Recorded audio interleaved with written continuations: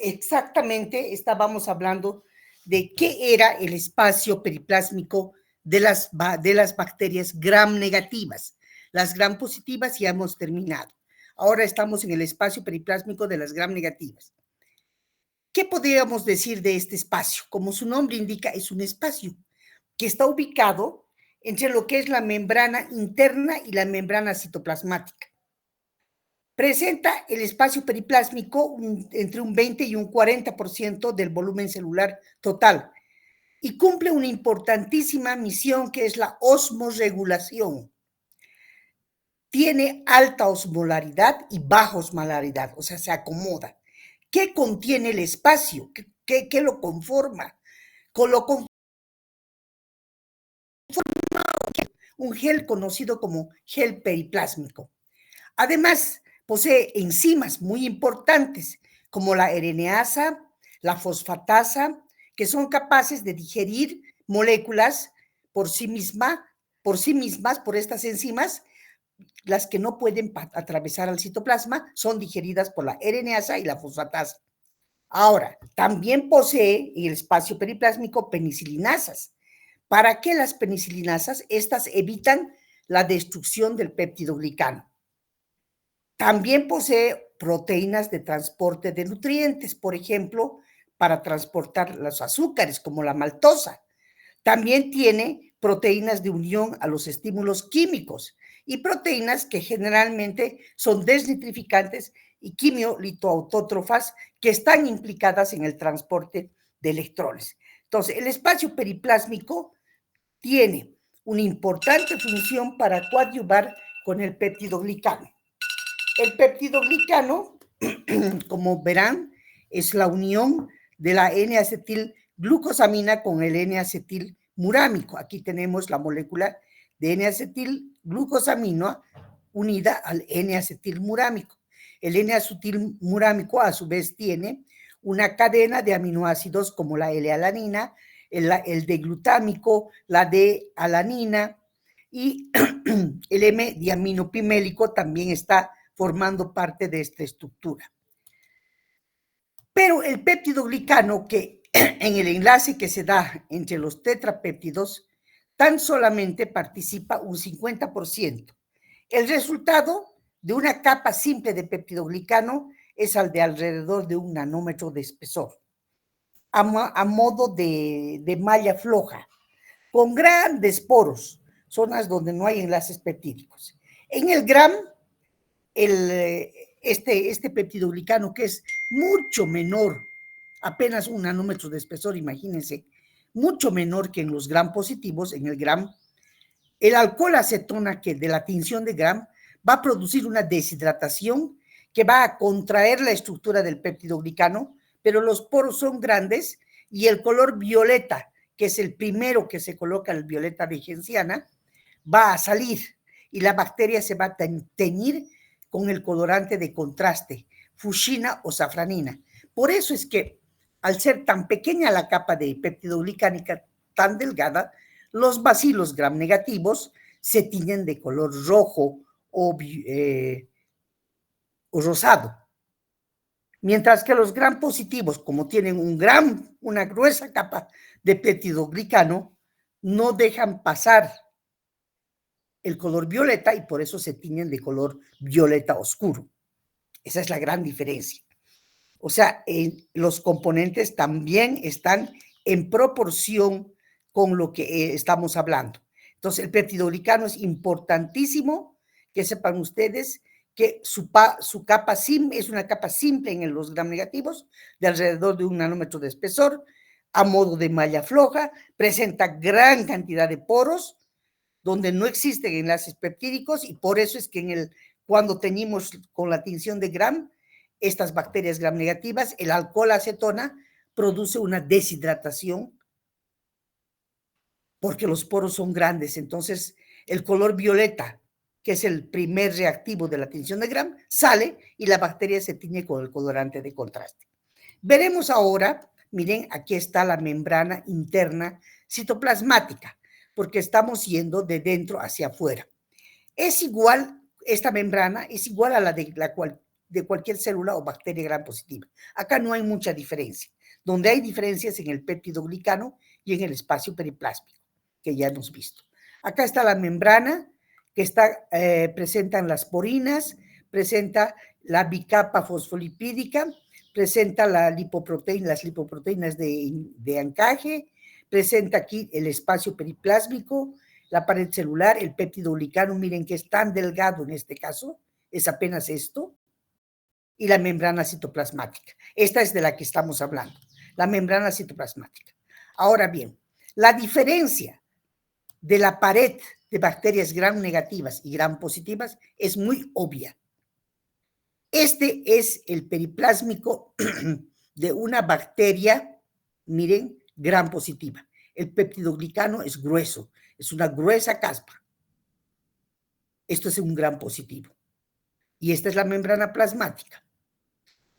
Acá tenemos en las gram negativas que el peptidoglicano es muy delgado, que está teñido en negro.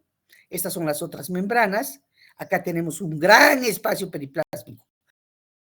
Acá el espacio periplásmico es muy pequeño en las gram positivas, mientras que en las gram negativas es grande y la membrana plasmática está acá, miren. Y el peptidoglicano es apenas esto. La membrana plasmática no tiene gran diferencia en ambas, pero el peptidoglicano sí. Ahora, la diferencia también, vista en otro corte estructural, de esta manera, para que acaben de comprender cómo se difieren las bacterias de acuerdo a la tinción de en gram positivas y gram negativas, vamos a observar. Miren, primero vamos a ver acá a las gram positivas. Estas de acá, las A, son las gram positivas y las B son las gram negativas. Las gram positivas, miren, tiene esta gruesa capa de peptidoglicano. En el peptidoglicano están incursionados los polisacáridos específicos de la pared celular, porque el peptidoglicano comprende todo esto de la pared celular. Ácidos teicoicos, hay ácidos teicurónicos, lipoteicoicos de la membrana. Y esta es la membrana celular, miren, acá está, constituida por la doble bicapa fosfolipídica, al igual que en los gram negativos. Acá está la membrana celular de los gram negativos, mientras que el peptidoglicano de los gram negativos apenas está constituido, en realidad, nada más que por esto. Miren, acá está el peptidoglicano. En la pared celular es muy delgado el peptidoglicano. Miren aquí. Este es el peptidoglicano. Mientras que todo esto es el peptidoglicano en los gram positivos. Luego tenemos en los gram negativos la membrana externa, donde tenemos las proteínas, las porinas, los lipopolisacáridos, las endotoxinas, etcétera, etcétera, de la pared celular. O sea, es muy visible la diferencia vista al microscopio, químicamente, etcétera, etcétera. Aquí tenemos, miren, diferencias entre gram negativas y gram positivas. Acá tenemos, por ejemplo, miren ustedes, esta es la bacteria gram positiva, siempre la que va a la izquierda, la gram positiva. El peptidoglicano teñido en rojo, miren acá, una gran cantidad de peptidoglicano, gruesa capa. Y esta es la membrana, poco espacio periplásmico. Mientras que en las gram negativas, el peptidoglicano apenas es una malla floja de 1 nanómetro miren, de espesor. Ahí está delgadito, eso que está en rojito. Ese es el peptidoglicano. Pero sí que tiene un gran espacio periplásmico, posee también la membrana plasmídica, el espacio periplásmico enorme, tiene los lipopolisacáridos y muchas veces tiene la cápsula, presenta acá está. Miren este tipo de membranas. Vistas al microscopio, así es como se ve los gram positivos y así es como con esta membrana más ondulante como se observan los gram negativos. Esto es microscopía electrónica, por si acaso. Por ello, hay grandes diferencias que aceptar. La pared celular de las bacterias, por lo general, aceptan la tinción de gram, pero hay bacterias que no aceptan la tinción de gram. y que son especiales y que son una variante de la pared de las gram positivas. Esas son las bacterias ácido-alcohol resistentes, que no se tiñen con la tinción celular de gram. Por eso, ¿por qué? Porque su pared es muy compleja y tiene mucha grasa y son abundantes los lípidos que la conforman. No se tiñen con el colorante, bien con el colorante de gram. Su composición química de peptidoglicano especial la diferencia con una gran cantidad de N-acetilmurámico por N-glucolilmurámico. O sea, hay un cambio del N-acetilmurámico por N-glucolilmurámico. Y además tienen un arabinogalactano de gran peso molecular y además están los ácidos micólicos. Por eso, las bacterias ácido-alcohol resistentes, como el Mycobacterium tuberculosis o el género Mycobacterium, o Mycobacterium leprae o Mycobacterium tuberculosis, cualquiera de las micobacterias, presentan ácidos micólicos y gran cantidad de arabinogalactanos, gran cantidad de ácidos grasos, de N-glucolilmurámico, por eso es que no se pueden teñir. Se ha diseñado, los microbiólogos han diseñado, alemanes han diseñado, como por ejemplo Ciel Nielsen, una tinción específica que lleva su nombre para teñir estas bacterias ácido-alcohol resistentes. O sea, esta es la única excepción a la tinción de gram. Después todo se puede teñir con gram, menos las bacterias ácido-alcohol resistentes. Bien, ahora bien, estas bacterias ácido-alcohol resistentes, que están abreviadas aquí como AAR, tienen esos lípidos, esos ácidos grasos superficiales que constituyen la pared. ¿Qué cosas son? Son los micolatos de trealosa y constituyen el llamado factor de crecimiento en cuerdas o cord factor, responsables de la agregación de las bacterias en forma de cuerdas. Ese sería el factor, de virulencia de estas bacterias. Ahora, también presentará sulfolípidos de trealosa, que hacen que sean muy importantes los factores de virulencia de estas bacterias. Ahora, en el Mycobacterium tuberculosis van a funcionar estos sulfolípidos de trealosa como evacinas, que van a evadir la acción de los monocitos activos, inhibiendo la formación del fagolisosoma. O sea, van a impedir que sean fagocitados. También tenemos los micócidos como factores de virulencia. Las ceras, que es una unión de ácidos micólicos con tioceroles. ¿Qué propiedades le confieren estas uniones de micócidos, de ceras, de grasas? Le confieren gran impermeabilidad a la pared celular, muchísima resistencia a la desecación. Por eso, por ejemplo, si ustedes pasan al lado de un paciente tuberculoso que escupe en la calle, cosa que no debería hacerse jamás, ¿no es cierto? Y deja caer su escupitazo que seguramente contiene estas bacterias alcohol ácidos resistentes, este escupitazo no se seca y está, desde allí se están levantando al lado de las personas que siguen pasando por la calle y pueden llegar a contagiarlo de tuberculosis. De ahí la importancia de tener medidas sanitarias. Saben ustedes que jamás se debe escupir en la calle. Y no porque todos sean tuberculosos, ¿no? Es una muy mala costumbre. Pero imagínense lo que pasa. Están diseminando los bacilos tuberculosos. ¿Por qué? Porque esas uniones de ceras que tienen esas bacterias le permiten que sean resistentes a la desecación, inclusive de los rayos solares. No mueren. Desde allí se diseminan porque como son tan livianitos, ellos pululan y se levantan en el aire. Y pueden llegar a otras bocas, imagínense. Además, estas mismas bacterias del género Mycobacterium tienen gran resistencia a las sustancias antibacterianas. Bien, creo que era menester explicarles eso en esta parte. Ahora bien, hay otras excepciones a la tinción de Gram. Las bacterias que no tienen pared. Si no tienen pared, no tienen pues nada, ¿no es cierto? No tienen peptidoglicano, no tienen nada. Son bacterias pequeñitas. ¿Qué características tienen? Que son muy pleomórficas, que cambian de forma, que se mueven mucho, son de gran plasticidad, que tienen afinidad por las membranas celulares y son muy sensibles a la lisis osmótica. Y presentan mucha resistencia a los antibióticos que actúan sobre la pared. Claro, como no tienen pared, son resistentes a los antibióticos que van a destruir la pared. Ellas no tienen. Existen como bacterias sin pared. ¿Quiénes?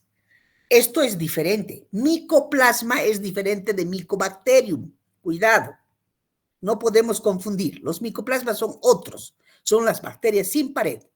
O como bacterias que han perdido su pared, que se llaman formas L, que según sean, si son redondas, se llamarán esferoplastos. Y si son alargadas, protoplastos.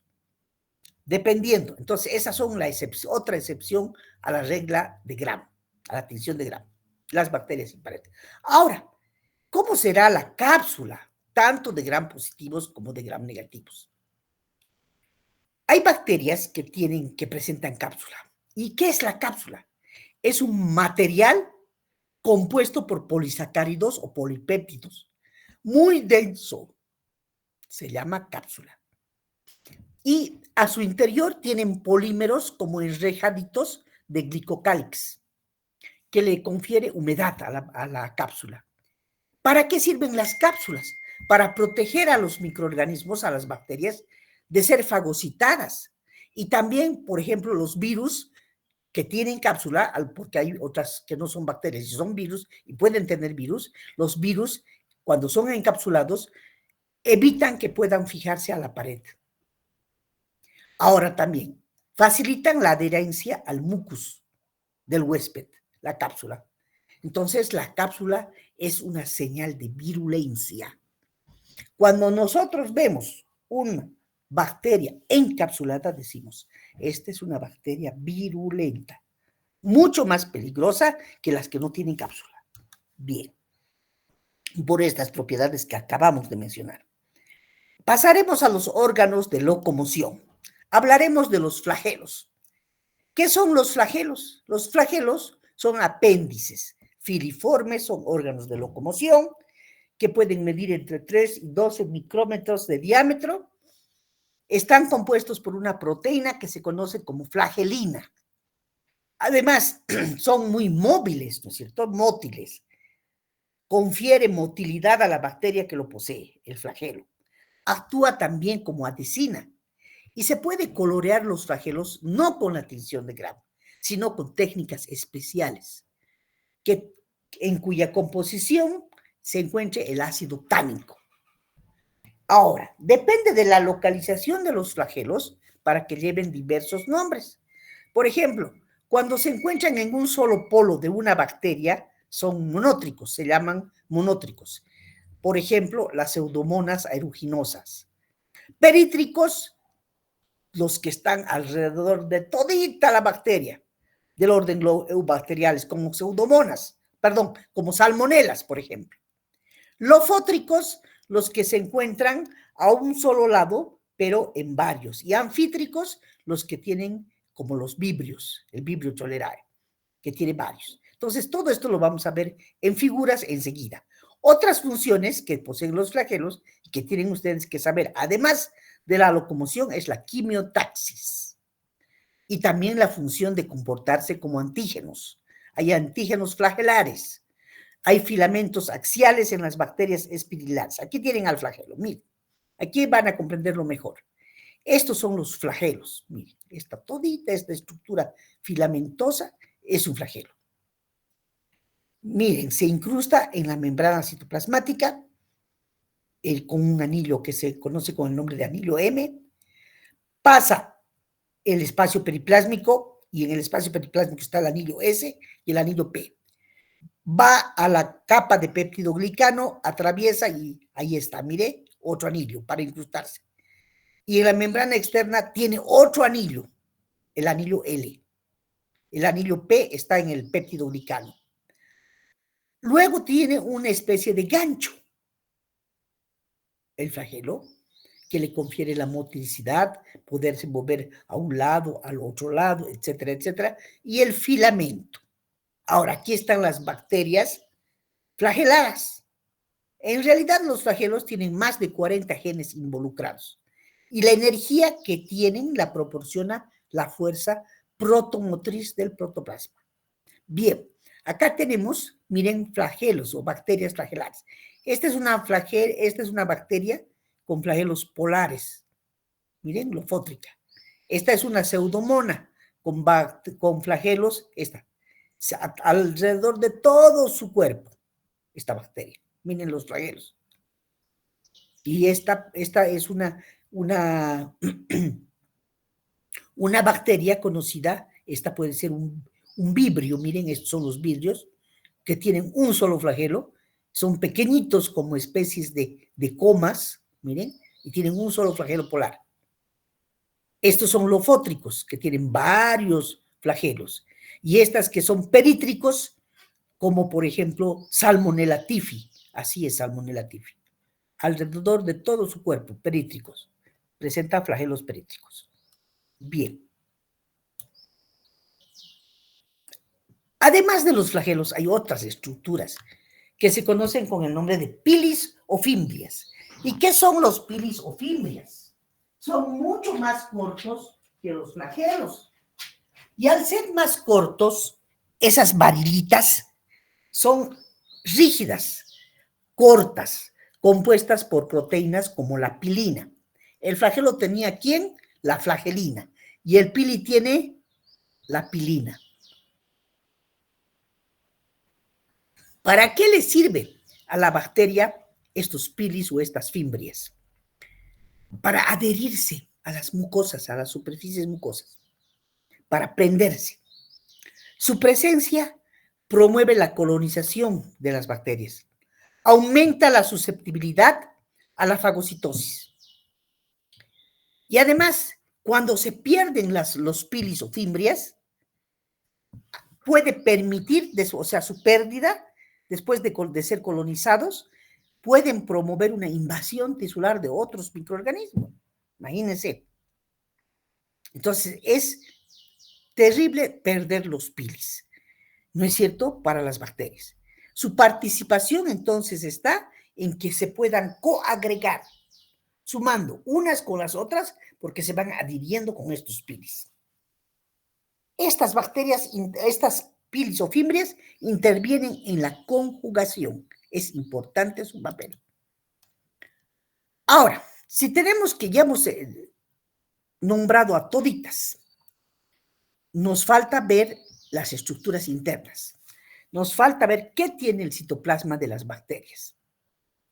Entonces, vamos a estudiar el citoplasma. ¿Qué tiene? El citoplasma presenta un gran contenido de agua, alto contenido de agua.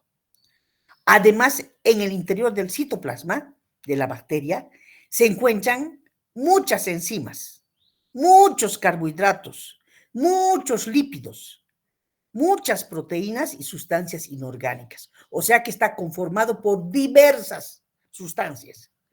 Además, tiene muchas reacciones que pueden ser a su vez químicas, anabólicas y metabólicas.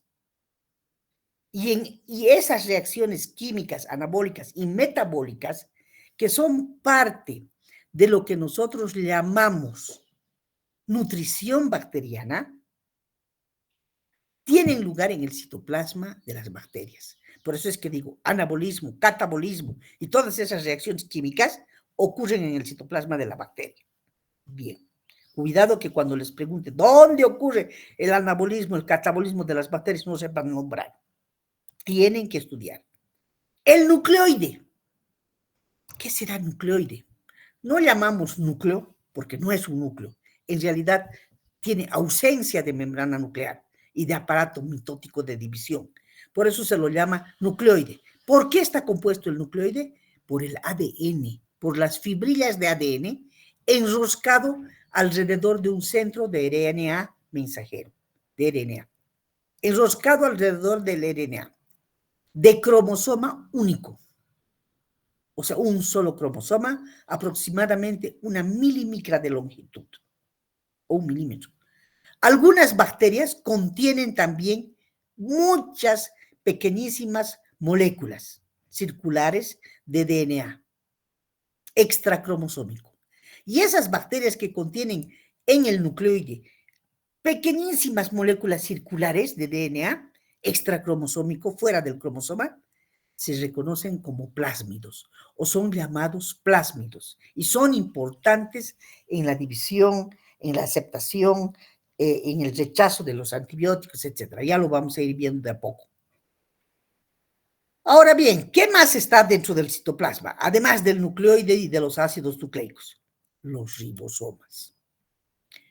¿Qué son los ribosomas? Son estructuras compuestas de ácidos ribonucleicos, por eso se llaman ribosomas, de RNA y de proteínas. Su diámetro aproximado de 20 nanómetros, muy abundantes y dispersos en el citoplasma. Muchas veces estos ribosomas son tan pequeños o son menores que los de las células eucarióticas. Su coeficiente es de 70 unidades Svedberg. Son centros activos, ¿para qué sirven? Para sintetizar las proteínas, los ribosomas. Y a veces son agrupados en largas cadenas y entonces se llaman poliribosomas, porque son cadenas de ribosomas. Y se llaman poliribosomas. Como verán, dentro del citoplasma también se encuentran otras estructuras citoplasmáticas que se conocen con el nombre de gránulos y que están presentes no en todas las bacterias, pueden existir en algunas, como material de reserva en forma de gránulos citoplasmáticos. Y en muchas bacterias pueden ser gránulos de volutina, gránulos de azufre, en otras serán gránulos de glucógeno, en otras serán gránulos que contengan ácidos lipídicos o grasas. También podemos encontrar dentro del citoplasma esporas, que son estructuras especiales que son denominadas o llamadas células en reposo, altamente resistentes a la desecación, resisten el calor, resisten los agentes químicos, y estas esporas están determinadas genéticamente. Es más, son difíciles de matar, difíciles.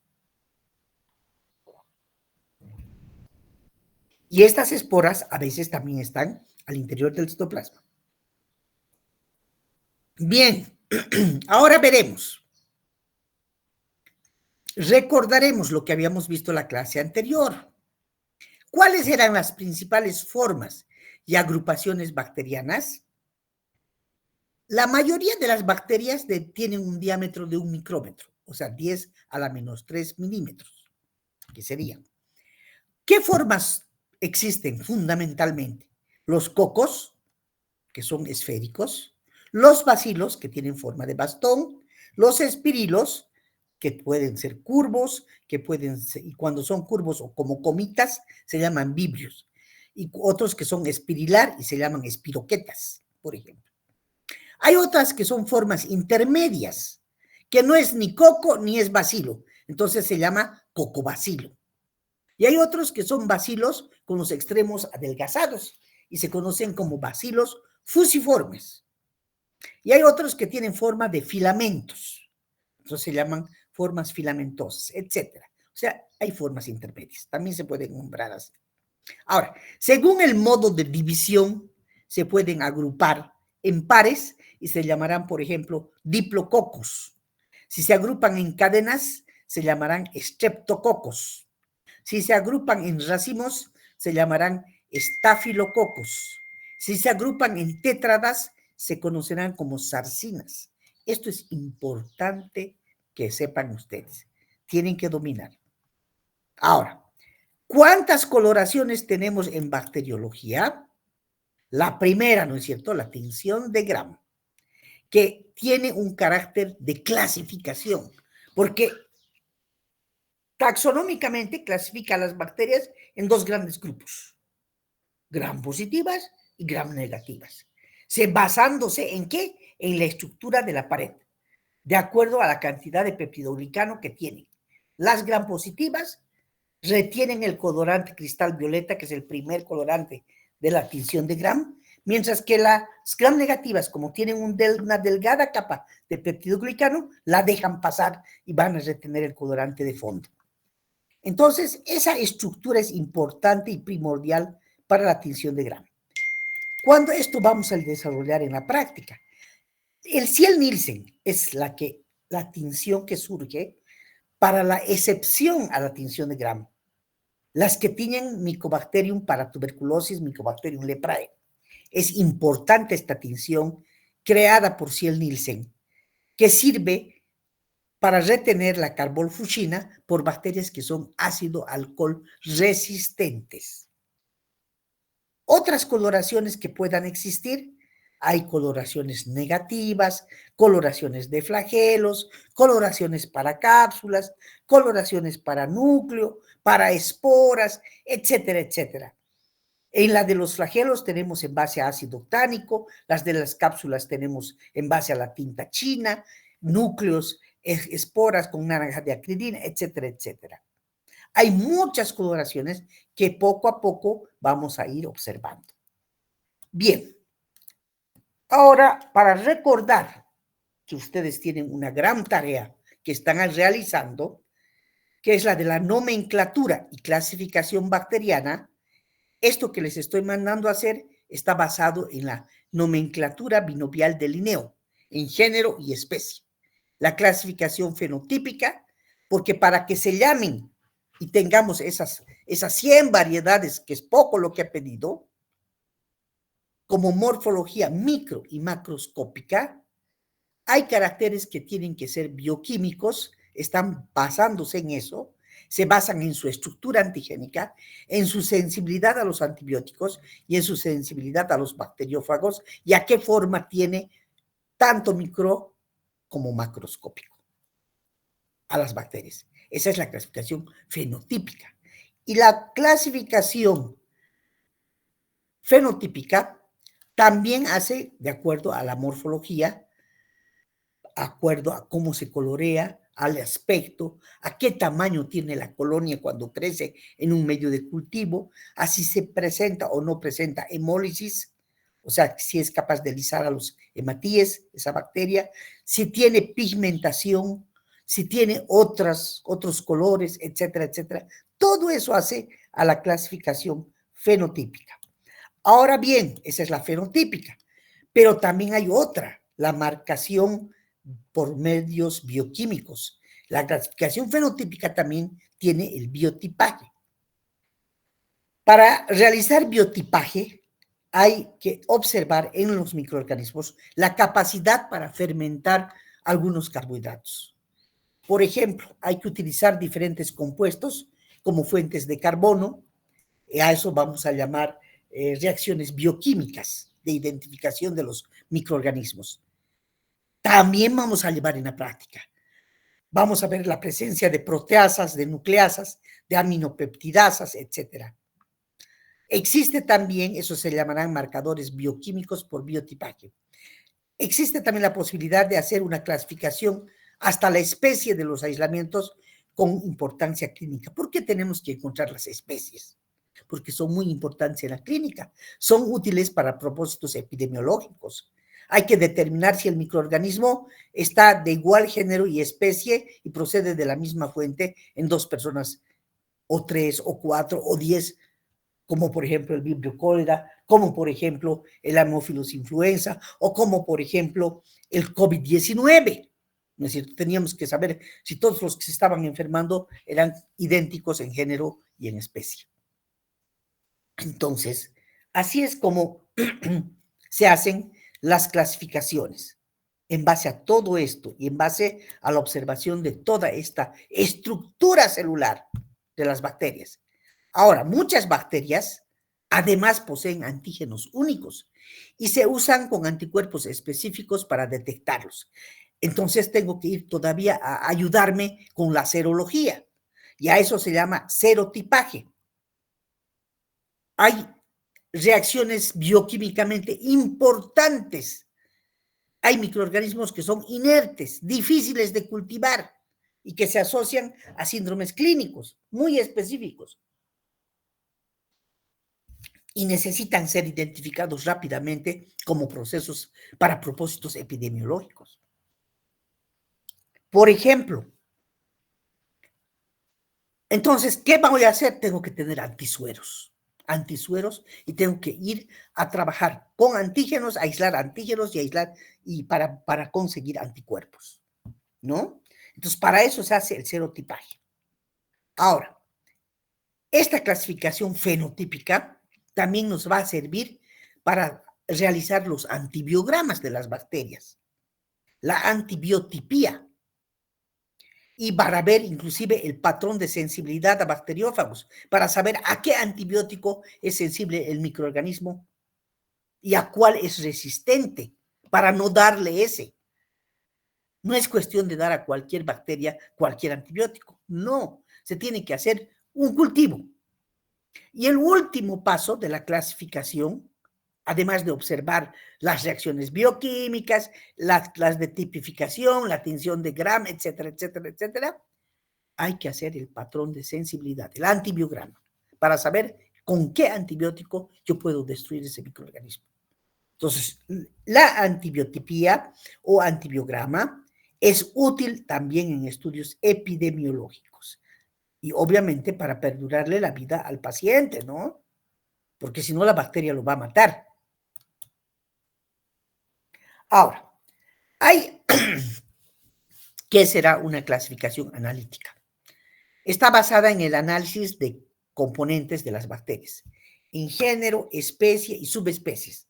Yo solo les he pedido que escriban género y especie. El género que se escribe con mayúscula y la especie que se escribe con minúscula. Todo en letra cursiva, ¿no es cierto? Pero tienen que saber ustedes que inclusive existen subespecies.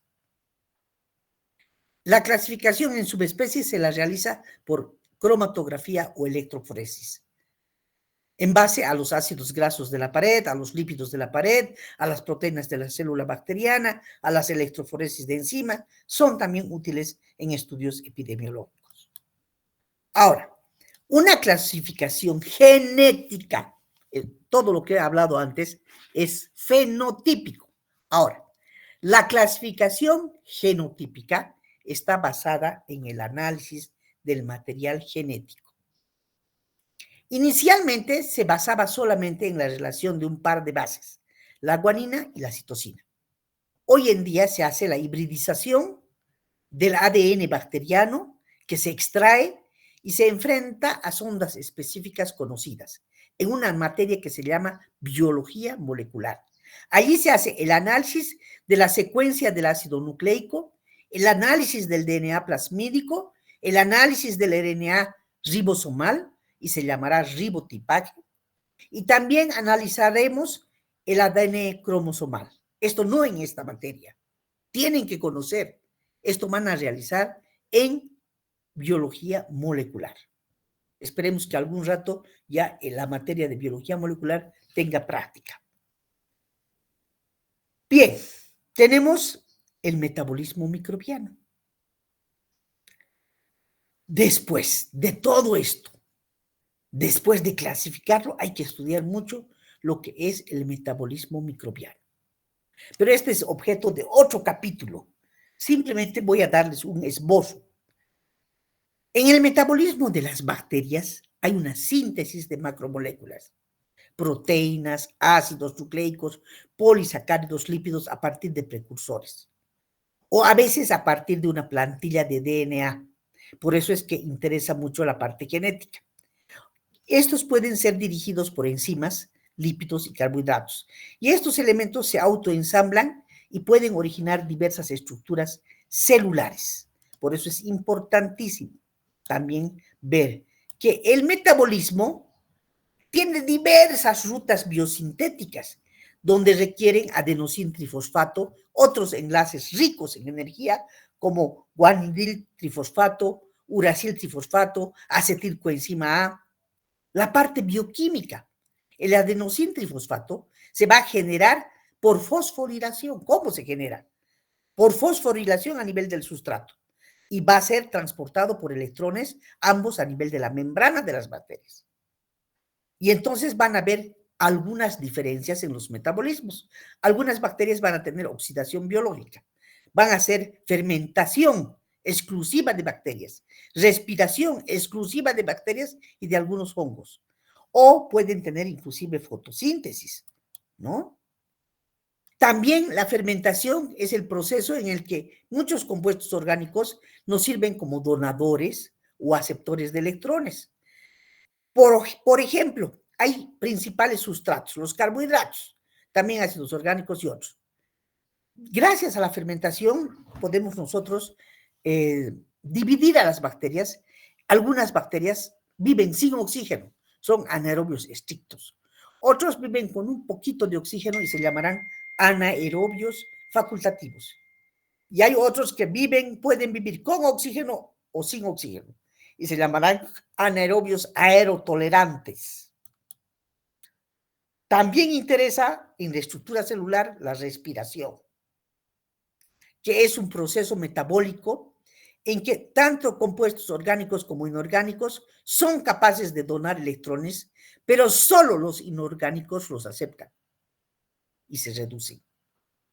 Los aerobios tienen como último aceptor al oxígeno y los anaerobios, último aceptor a los sulfatos, a los nitratos, a los carbonatos.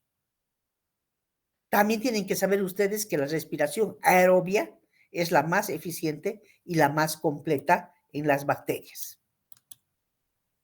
Ahora, además, los microorganismos tienen vías biosintéticas para componentes especiales. Hay componentes como el peptidoglicano, lipopolisacárido, los polímeros capsulares, los gránulos de reserva como los gránulos de volutina, etcétera, etcétera. Hay cultivos y crecimientos de microorganismos que hay que hacer para observar todo esto, para ver cómo se propagan los microorganismos. Hay que proporcionarles in vitro condiciones de nutrición y ambiente adecuado para que las bacterias crezcan. Entonces tendrá que existir requerimientos como fuentes de energía metabólica para que se produzca la respiración, la fermentación. Habrá que darles alimentos como factores nutricionales, fuentes de carbono, fuentes de nitrógeno, habrá que proporcionar fuente de azufre, de fósforo, vitaminas, elementos, traza, iones, potasio, zinc, calcio, hierro, sodio, cloro, etc. Es un ser vivo, un microorganismo. Entonces, así como nosotros tenemos que consumir proteínas, carbohidratos, las bacterias también. Inclusive elementos, trazas, vitaminas, zinc, calcio, todo. Necesitan también para crecer y metabolizarse factores ambientales. El pH, la concentración del oxígeno, la temperatura, la humedad, la presión osmótica, la radiación, todo eso necesitan.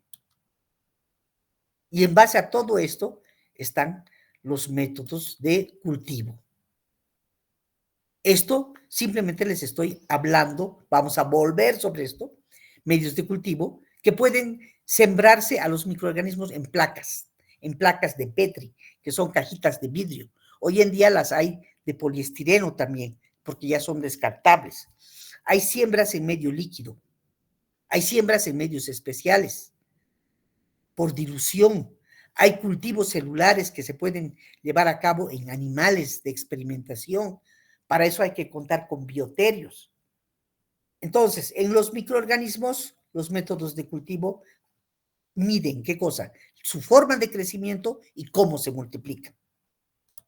Ahora, generalmente, para cuando un microorganismo va a crecer, les digo que hay expresiones matemáticas que nos representan el crecimiento de un microorganismo y se conocen como curva de crecimiento. Esto vamos a estudiar cuando vemos todo esto, vamos a volver. Simplemente les estoy adelantando. A la fase 1 de la curva de crecimiento es una fase de retraso, la fase 2 es una aceleración positiva, la fase 3 exponencial o logarítmica, La fase 4, desaceleración. La fase 5 se conoce como estacionaria máxima y la fase 6 como declinación o de muerte. Esta curva de crecimiento la vamos a volver a estudiar con lujo de detalles, viendo qué pasa en cada una de las fases. Simplemente es para saber, para que ustedes entiendan dónde acaba la estructura celular. ¿Por qué? Porque tenemos que hacerlo crecer para poder ver su estructura celular del microorganismo y tenemos que conocer todo esto. Bien. Ahora bien, vamos a sacar un screenshot de las personas que han estado presentes en esta clase. Son las 8:13. Aquí vamos a quedar. Preguntas. A ver, algo que no hayan entendido.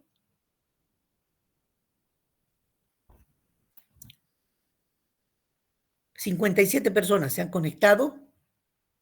Recuerden, cuidado con el primer parcial. La estructura celular en el libro de Chávez es un montón. Tienen que leer y si no asisten a clases no van a entender. Bien difícil. No se van a poder ubicar. Y por lo menos para llegar al primer parcial vamos a tener 7 capítulos de libro que estudiar. Bien. ¿Han entendido? Creo que han entendido todo muy bien porque nadie pregunta nada. Bien, muchachos. A ver, Camila. Doctora, buen día. Tengo una pregunta, pero es con respecto a la tarea. Estaba avanzando, pero me he dado cuenta de que el nombre del género puede estar abreviado. Puede ser abreviado, pero no Ahí. abrevie, aprenda a escribirlo. Es la única forma de aprender a escribir los microorganismos. Si quieren, puedo darles una semanita más, porque como ya están comenzando las prácticas, les había dicho que la tarea era para hoy, para el grupo 03, pero les puedo dar hasta después de la Semana Santa, con tal de que todos entreguen esa tarea. Escrita a mano, no pueden escribir en computadora. Ya, entonces, doctora, lo que me falta por hacerlo, voy a hacer el nombre completo. Ya, muy bien, tiene que ser nombre completo.